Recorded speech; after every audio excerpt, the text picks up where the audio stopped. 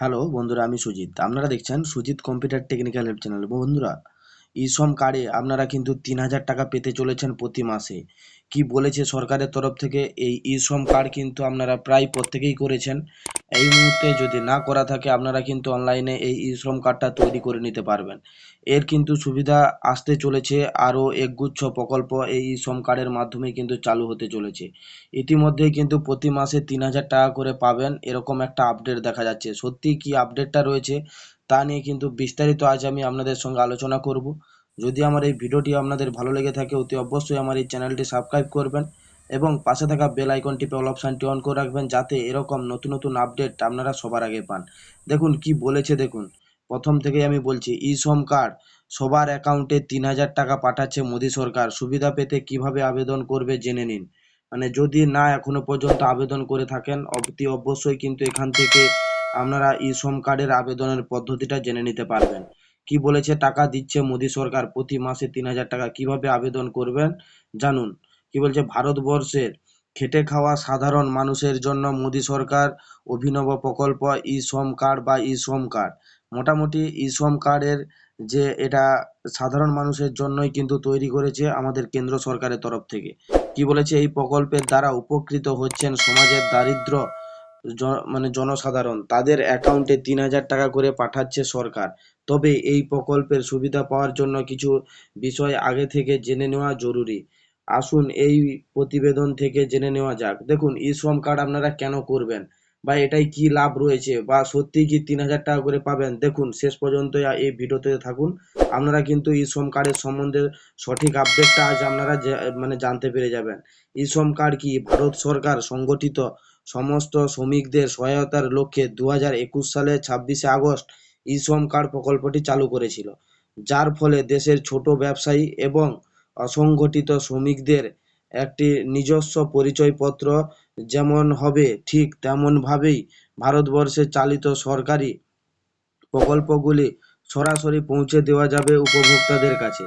শুধু তাই নয়, যে সকল শ্রমিকদের স্থায়ী বা নির্দিষ্ট আয়ের উৎস নেই, তাদের একটি আয়ের উৎস বা ভবিষ্যৎ সুরক্ষার দায়িত্ব নিচ্ছে মোদী সরকার।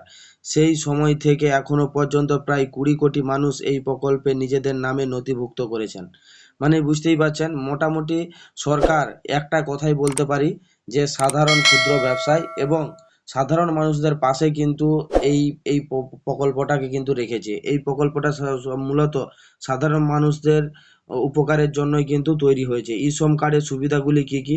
কেন্দ্রীয় সরকারের ই শ্রম কার্ড প্রকল্পের মাধ্যমে দেশের সাধারণ মানুষদের অ্যাকাউন্টে ৩,০০০ টাকা আর্থিক সাহায্য পাঠিয়ে দেওয়া হবে। পাশাপাশি সরকারি প্রকল্পগুলির বেনিফিট আরও সহজে পাবেন দিন দরিদ্র সাধারণ মানুষ। মানে বুঝতে পারছেন, দিন দরিদ্র সাধারণ মানুষ এই সরকারি প্রকল্পের বেনিফিটগুলো যাতে সহজে পায়, তার জন্যই কিন্তু এই এই কার্ডটি তৈরি করতে বলেছে সরকারের তরফ থেকে। সম্মিলিত এই প্রকল্প জনতার মুখে হাসি ফোটাতে সক্ষম। মানে বুঝতেই পারছেন, এটা সাধারণ মানুষদের জন্যই কিন্তু উল্লেখ করে তৈরি করেছে। কারা এই প্রকল্পের সুবিধা পাবেন? এই প্রকল্পের সুবিধা পেতে হলে আবেদনকারীর প্রার্থীকে অবশ্যই অসংগঠিত ক্ষেত্রের কর্মী অথবা ক্ষুদ্র ব্যবসায়ী হতে হবে। কোনো নির্দিষ্ট বা স্থায়ীভাবে বেতনপ্রাপ্ত কর্মী এই প্রকল্পের সুযোগ সুবিধা পাবেন না। যে সকল ব্যক্তিরা আয়কর প্রদান করেন তাদের এই প্রকল্পটি নয়। ই শ্রম কার্ড প্রকল্পের আবেদন জানাতে পারবেন সেই সকল ব্যক্তিরা যাদের বয়স ১৬ বছর থেকে সর্বোচ্চ ৫৯ বছর পর্যন্ত। দেখুন, এখানে কিন্তু আরেকটা কথা স্পষ্টই উল্লেখ করে দিয়েছে, যে যারা সরকারিভাবে কাজকর্ম করে তারা কিন্তু এই প্রকল্পের জন্য আবেদন করতে পারবেন না। যারা ট্যাক্স পে করে তারাও কিন্তু এই প্রকল্পের জন্য আবেদন করতে পারবেন না। আর বয়স সীমা কি বলেছে? সাধারণত ১৬ বছর বয়স থেকে ৫৯ বছর বয়স পর্যন্ত এটা আবেদন করতে পারেন। এছাড়া যারা মানে ইএসআই এর সদস্য, তারাও এই প্রকল্পে আবেদন করতে পারবেন না। মানে কোম্পানিতে যারা কাজকর্ম করেন, যাদের ইএসআইসি যাদের রয়েছে বা পিএফ যাদের চালু রয়েছে, তারা কিন্তু কোনো প্রকারেই এই প্রকল্পের জন্য আবেদন করতে পারবেন না। এটা কিন্তু বলেই দিয়েছে স্পষ্টত। তারপরে কি বলেছে, প্রকল্পে আবেদন জানাবেন কিভাবে? কেন্দ্রের নরেন্দ্র মোদী সরকার ই শ্রম কার্ড প্রকল্পের আবেদনের জন্য আগ্রহী প্রার্থীদের অবশ্যই ভিজিট করতে হবে অফিসিয়াল ওয়েবসাইটে। এই প্রকল্পে আবেদন জমা করা যাবে অনলাইনে। স্টেপ বাই স্টেপ জেনে নিন। প্রথমে ই শ্রম কার্ড প্রকল্পের অফিসিয়াল ওয়েবসাইটে ভিজিট করতে হবে। এরপর বেছে নিন নিউ রেজিস্ট্রেশন অপশানটি। এরপর ধাপে রেজিস্ট্রেশন অফ ই লেবার যে অপশানটা রয়েছে সেটার উপরে কিন্তু আপনাদেরকে ক্লিক করতে হবে। তারপরে আধার লিঙ্ক মোবাইল নম্বরটি পূরণ করুন বা শূন্যস্থানে। এবার আপনার মোবাইল নম্বরে আসা ওটিপি উক্ত স্থানে বসিয়ে সাবমিট করে দিতে হবে। আবেদনকারীর প্রার্থী তার ব্যক্তিগত কাজের বিবরণ, তার ব্যাঙ্ক অ্যাকাউন্টের ডিটেলস এবং নমিনির ডিটেলস কিন্তু এখানে দিতে হবে। উপসংহার কি বলেছে, বর্তমানে ভারতবর্ষে প্রচুর মানুষের এই প্রকল্পের দ্বারা উপকৃত হচ্ছে। আপনিও যদি প্রকল্পের সুবিধা চান তাহলে উপরোক্ত পদ্ধতিটি আবেদন করুন।